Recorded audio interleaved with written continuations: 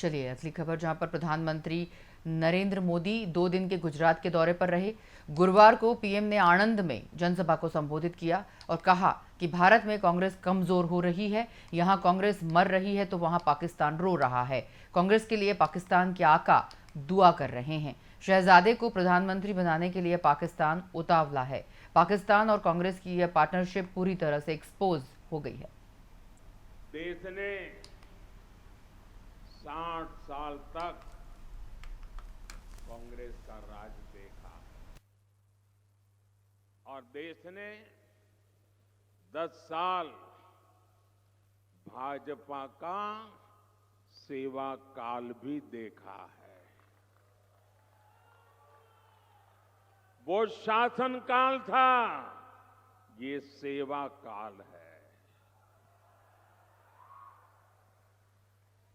कांग्रेस के 60 साल के शासन में करीब 60% ग्रामीण आबादी के पास टॉयलेट नहीं था, शौचालय नहीं था। ये 60 साल के बाद 10 साल में भाजपा सरकार ने इस देश में 100% टॉयलेट बना दिए।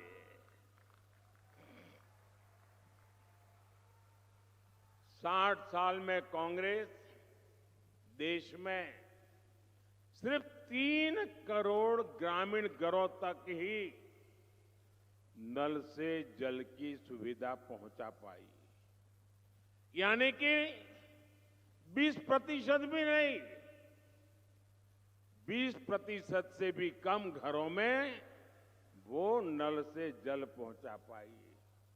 10 साल में ही नल से जल पहुंचने वाले घरों की संख्या आज 14 करोड़ घर हो गई है, यानी 75% घरों में नल से जल पहुंचा है।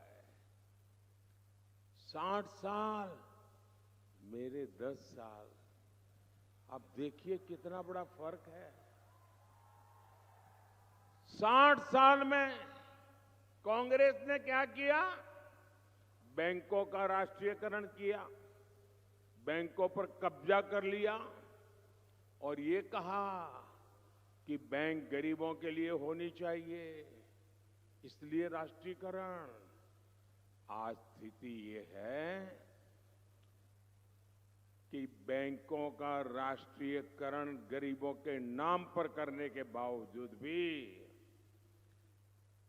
कांग्रेस सरकार 60 साल में करोड़ों गरीबों के बैंक खाते नहीं खोल पाई। मोदी ने 10 साल में 50 करोड़ से ज्यादा जनधन बैंक खाते खोले। जीरो बैलेंस से खोलने का निर्णय किया। जो बैंक के दरवाजे तक गरीब देख नहीं सकता था, आज गरीब बैंक में जाकर के हाथ मार करके उसके साथ कारोबार करने लगा है। साथियों, 2014 में जब आपने आपके इस बेटे को गुजरात से दिल्ली भेज करके देश की सेवा करने का आदेश दिया, उस समय बड़े विद्वान अर्थशास्त्री देश के प्रधानमंत्री थे। उनके बाद मुझे मौका मिला। जब उन्होंने छोड़ा था तब देश दुनिया में 11 नंबर की इकोनॉमी थी, 11 नंबर। हमारा नंबर 11 पर था। 10 साल में गुजराती ने, एक चाय वाले ने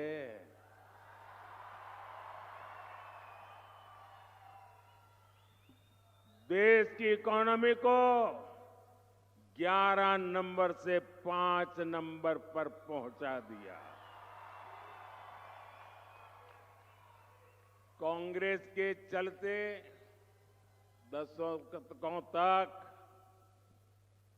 देश के संविधान के साथ भांति भांति के खिलवाड़ हुए।